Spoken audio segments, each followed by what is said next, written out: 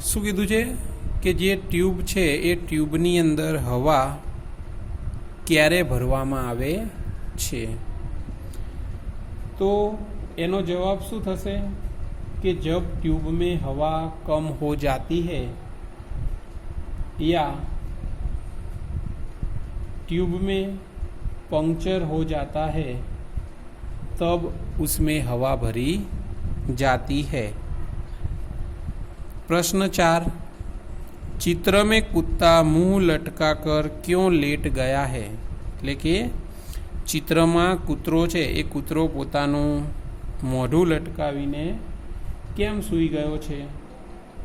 તો એનું કારણ શું છે કે चित्र में कुत्ता मुंह लटकाकर लेट गया है क्योंकि वह आराम कर रहा है। એટલે કે તે થાકી ગયો હશે અને તે આરામ કરી રહ્યો છે માટે તે મુંહ લટકાવીને બેઠો છે। प्रश्न 5, कुंजड़ीन कहाँ कहाँ जा सकती है?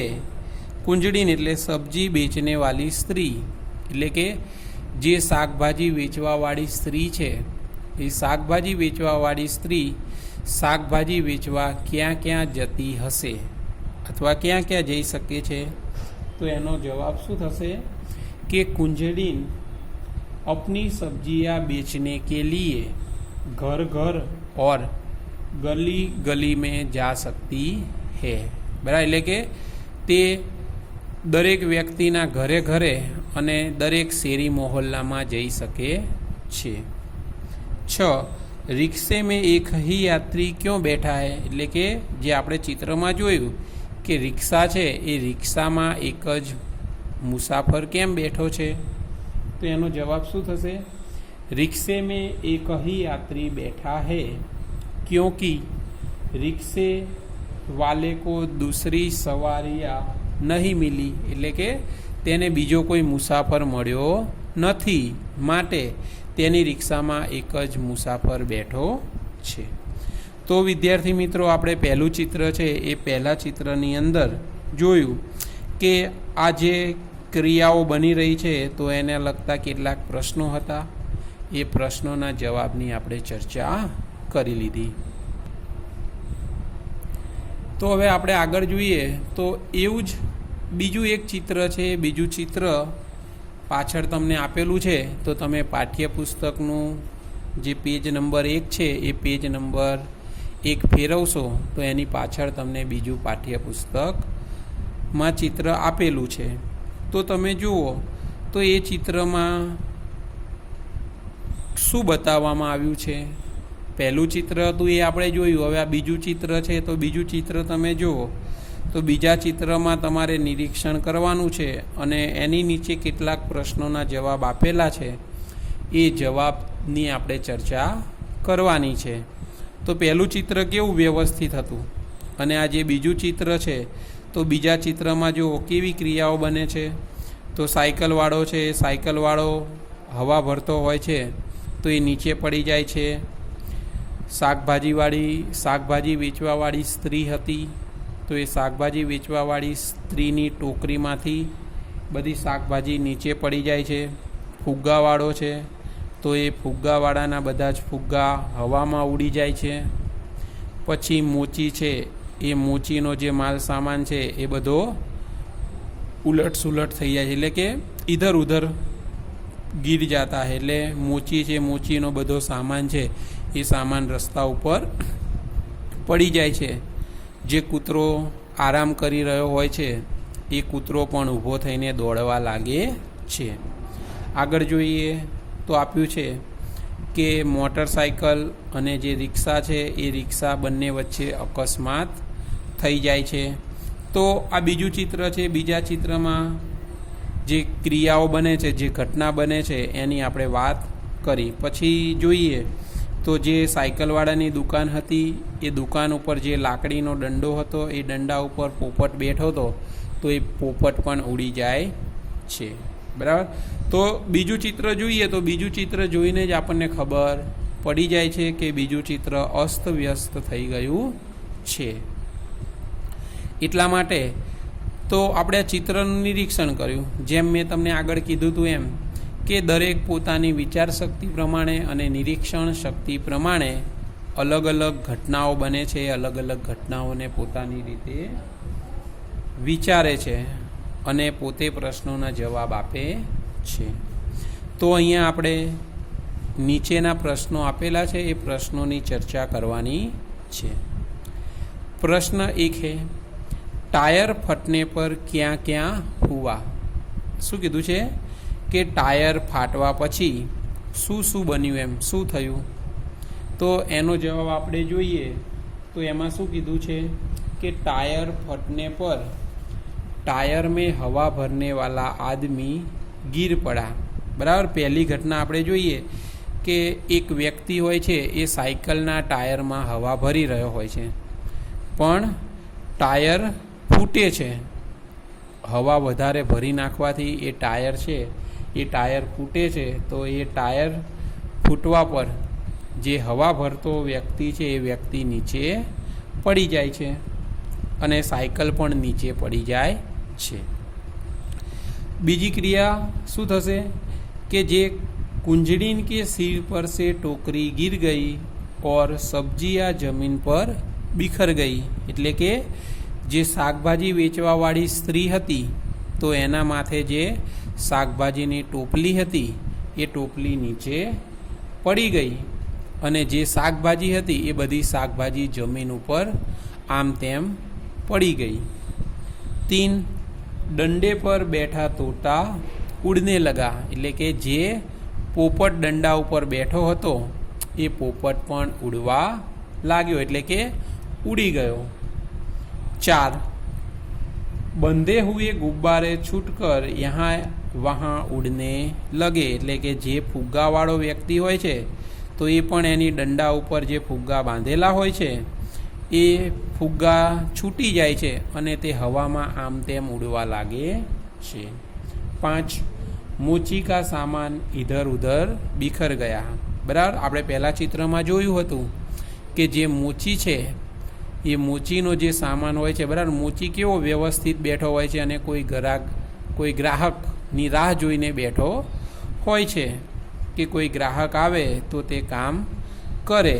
પણ આ બીજા ચિત્ર છે તો એ બીજા ચિત્રમાં આપણે જોઈએ કે સાયકલનું ટાયર ફાટે છે તો મોચી પણ ગભરાઈ જાય છે અને ગભરાઈ જાય છે એટલે કે તે ઝબકી જાય છે, ભડકી જાય છે અને તેનો જે સામાન છે એ બધો સામાન આમ તેમ બિખરાઈ જાય છે અને તેનો બધો સામાન રોડ ઉપર આવી જાય છે. 6ठी क्रिया है, लेटा हुआ कुत्ता उठकर भागने लगा. અને જે કૂતરો બેઠો બેઠો આરામ કરતો હતો, સૂતા સૂતા આરામ કરતો હતો, તો એ કૂતરો ઊભો થઈ અને દોડવા લાગે છે. તો પહેલો પ્રશ્ન છે એ પહેલા પ્રશ્નનો આપણે જવાબ જોયો કે ટાયર ફટને પર ક્યાં ક્યાં હુઆ. તો આ જે ઘટના છે એ જે ક્રિયાઓ બને છે એની આપણે વાત કરી કે ટાયર ફાટે છે ત્યાર પછી આ બધી ઘટનાઓ બને છે. प्रश्न नंबर 2, टायर के अलावा फटने वाली चीज़ों के नाम बताइए. એટલે કે ટાયર સિવાય જે વસ્તુઓ ફાટે છે એ વસ્તુના નામ બતાવવાના છે, એટલે કે નામ આપણે લખવાના છે. તો એનો જવાબ જોઈએ. टायर के अलावा फटने वाली अन्य चीज़ें, उसमें गुब्बारा, फुटबॉल, बास्केटबॉल, तकिया, मून वॉकर आदि चीज़ें हैं जो टायर के अलावा फटने वाली है. प्रश्न नंबर 3, रिक्शे वाला बाइक से क्यों टकराया. तो शू थशे एनो जवाब. तो बाइक वाला गलत ढंग से रास्ता बदल रहा था, इसीलिए रिक्शे वाले से टकराया. એટલે કે શું કીધું છે કે જે બાઇકવાળો છે એ બાઇકવાળો ખોટી રીતે જે સીધા રસ્તા ઉપર જતો હોય છે અને બીજા ખોટા રસ્તે વળવા જાય છે, માટે તે બંને ટકરાઈ જાય છે. प्रश्न 4, टायर फटने का प्रभाव किन किन पर नहीं पड़ा. એટલે કે જે ટાયર ફાટે છે ફૂટે છે તો એ ટાયર ફૂટવાથી કઈ કઈ વસ્તુ પર અસર થતી નથી? તો એનો જવાબ થશે टायर फटने का प्रभाव रिक्शा, कारों और मकानों पर नहीं पड़ा। એટલે કે જે ટાયર ફાટે છે તો ટાયર ફાટવાની જે ઘટના બને છે તો એની અસર ક્યાં નથી થતી? તો આજુબાજુના જે બિલ્ડિંગ છે એટલે કે જે મકાનો છે, રોડ ઉપર જે રિક્ષા હતી એ રિક્ષા અને જે બે કાર હતી તેના ઉપર તેની કોઈ અસર થતી નથી। प्रश्न 5, मोची क्यों रास्ते पर आ गया? तो टायर फटने की आवाज़ से डरकर मोची रास्ते पर आ गया। એટલે કે જે સાયકલનું ટાયર ફાટે છે તો એ ટાયર ફાટવાથી એનો અવાજ સાંભળી અને મોચી છે મોચી ગભરાઈ જાય છે અને તે રસ્તા ઉપર આવી જાય છે। તો વિદ્યાર્થી મિત્રો, આપણે અહીંયા પહેલું અને બીજું ચિત્રનું નિરીક્ષણ કર્યું અને એ નિરીક્ષણ બાદ એની નીચે જે કાંઈ પ્રશ્નો હતા એ પ્રશ્નોની પણ આપણે ચર્ચા કરી છે। તો વિદ્યાર્થી મિત્રો, તમારે હિન્દી વિષયની પાઠ્યપુસ્તક અને એક નોટબુક બનાવવાની છે। એ નોટબુકની અંદર આ જે કંઈ પ્રશ્નો છે એ પ્રશ્નો તમારે સમજી અને લખવાના છે। એટલે જ્યારે વિડીયો જુઓ ત્યારે તમારે એક નોટબુક પણ રાખવાની છે અને એમાં જે કંઈ પ્રશ્નોના જવાબ કેવું આવે છે, જે ચર્ચા કરવામાં આવે છે એ જવાબને એવું તમારે લખવાનું છે। અને સાથે સાથે જો કોઈ પાઠ પૂર્ણ થઈ જાય તો એનું અભ્યાસ અને સ્વાધ્યાય પણ તમારે ગૃહ કાર્યમાં લખવાનું છે। એટલે એમાં તમને જેટલું પણ કહેવામાં આવે એટલું જ તમારે કરવાનું છે। સ્વાધ્યાયની અંદર બધું વધારાનું આપણે લખવાનું નથી। તો જોઈએ આપણે અહીંયા આગળ સ્વાધ્યાય છે, સ્વાધ્યાયની ચર્ચા કરીએ। चित्र देखकर प्रश्नों के उत्तर लिखिए। જે ચિત્ર આપેલું છે એ ચિત્ર જોઈ અને આપણે અહીંયા સ્વાધ્યાયના પ્રશ્નોના જવાબ છે જવાબના उत्तर આપવાના છે। प्रश्न 1, रबर से बनी हुई चीज़ों के नाम लिखिए।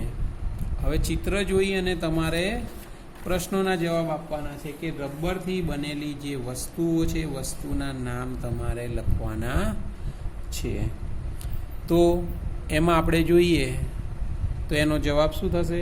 रबर से बनी हुई चीज़ों के नाम गेंद, गेंद એટલે કે દડો, तरह तरह के टायर, तरह तरह के टायर એટલે કે સાયકલનું ટાયર, મોટરસાયકલનું ટાયર, રિક્ષાનું ટાયર, કારના ટાયર, એટલે કે अलग अलग પ્રકારના બધા જ પ્રકારના ટાયરો। पेंसिल से लिखा हुआ मिटाने का रबर और रबर बैंड आदि चीज़ें रबर से बनी हुई चीज़ें है। प्रश्न नंबर 2, टायर फटने से पहले क्या हो रहा था? એટલે કે ટાયર ફૂટ્યું તે પહેલાં શું થઈ રહ્યું હતું? તો એનો જવાબ થશે टायर फटने से पहले साइकिल की दुकान वाला एक साइकिल के टायर में हवा भर रहा था। गुब्बारे वाला गुब्बारे बेचने जा रहा था। कुंजड़ीन सब्जियां बेचने जा रही थी। मोची सड़क पर बैठा था और वह ग्राहक की राह देख रहा था। उसके पास में कुत्ता लेटा हुआ था और तोता डंडे पर बैठा हुआ था। प्रश्न 3, टायर क्यों फटा? तो एनो उत्तर थसे टायर पुराना था इसीलिए हवा अधिक भर जाने से फट गया। એટલે શું થશે? टायर पुराना था इसीलिए उसमें अधिक हवा या फिर ज़्यादा हवा भर जाने से फट गया होगा। એટલે કે ટાયર જૂનું થઈ ગયું હશે અને તેમાં વધારે હવા ભરી દેવામાં આવી હશે તો તે ટાયર ફાટી ગયું। प्रश्न 4 છે टायर फटने के बाद क्या क्या हुआ? એટલે કે ટાયર ફૂટવા પછી શું શું થયું? તો टायर फटने के बाद टायर में हवा भरने वाला आदमी गिर गया।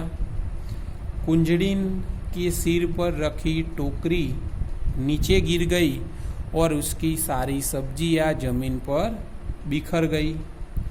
तोता घबराकर उड़ने लगा। डोरी से बंधे हुए गुब्बारे अलग होकर हवा में उड़ने लगे। એટલે કે જે ફુગ્ગાવાળો છે એ ફુગ્ગાવાળો એક દંડા ઉપર ફુગ્ગા બાંધીને વેચવા નીકળ્યો હોય છે તો એ બધા જ ફુગ્ગા છૂટી જાય છે અને તે હવામાં ઉડી જાય છે। मोची का सारा सामान इधर उधर बिखर गया और लेटा हुआ कुत्ता भागने लगा।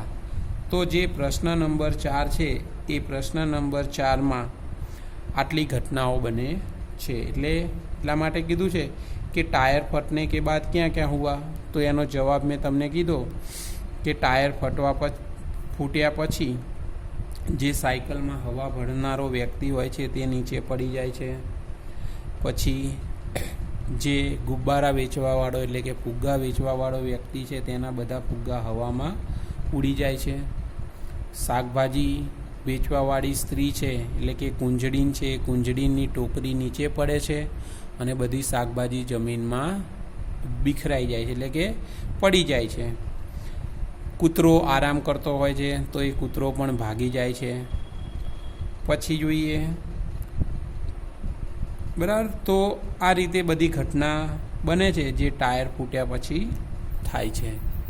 તો વિદ્યાર્થી મિત્રો અહીંયા તમારે પાઠ 1 પૂર્ણ થાય છે અને તમારે પહેલું અને બીજું જે ચિત્ર છે એ ચિત્રનું ધ્યાનથી નિરીક્ષણ કરી અને મેં જે પ્રશ્નોના જવાબની ચર્ચા કરાવી છે એ પ્રશ્નોના જવાબ તમારે નોટબુકમાં લખવાના છે। અને જે સ્વાધ્યાય છે એ સ્વાધ્યાયમાં ફક્ત 4 પ્રશ્નો આપ્યા છે તો એ 4 પ્રશ્નો પણ તમારે ગૃહ કાર્યમાં લખવાના છે।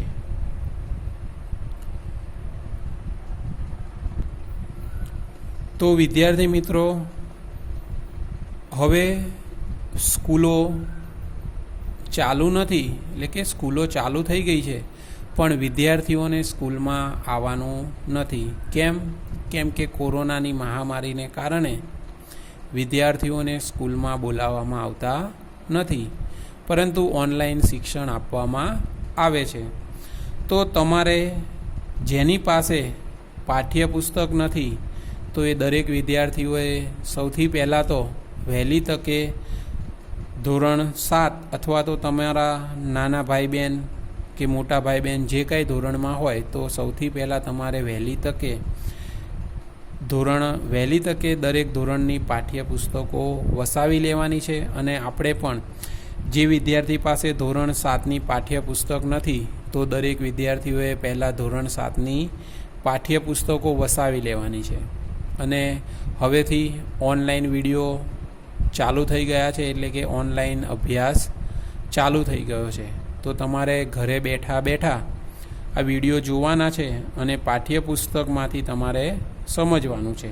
તો દરેક વિદ્યાર્થી પાસે પાઠ્યપુસ્તક હોવી જરૂરી છે। તો દરેક વિદ્યાર્થી મિત્રો જેની પાસે પાઠ્યપુસ્તક નથી તે વહેલી તકે બજારમાંથી પાઠ્યપુસ્તકો મેળવી લે અને એ પાઠ્યપુસ્તકો જ્યારે વિડીયો આવે ત્યારે વિડીયો પોતાના મોબાઈલમાં રાખે અને પાઠ્યપુસ્તક પોતાની પાસે રાખી અને સમજે તો જલ્દીથી તમને સમજ પડશે અને જે પાઠ અથવા તો જે કવિતા છે એ કવિતા સમજવામાં તમને સરળતા રહેશે। તો જે વિદ્યાર્થી પાસે પાઠ્યપુસ્તકો નથી તો એ વહેલી તકે પાઠ્યપુસ્તકો વસાવી લે। બસ આ જ સૂચના હતી કે તમારે ઘરે બેઠા બેઠા અભ્યાસ કરવાનો છે તો જલ્દીથી પાઠ્યપુસ્તક વસાવી લો કેમ કે હવે ઓનલાઈન શિક્ષણ શરૂ થઈ ગયું છે। અસ્તુ।